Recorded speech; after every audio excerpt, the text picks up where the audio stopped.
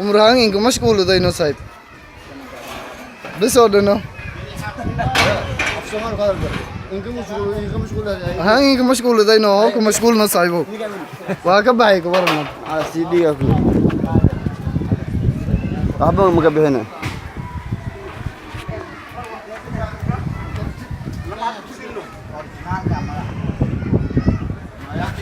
Bismillah.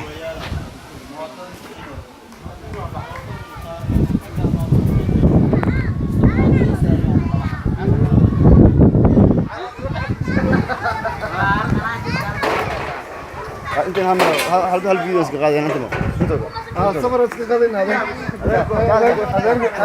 هذا ما مريض كان من حقه يا اخي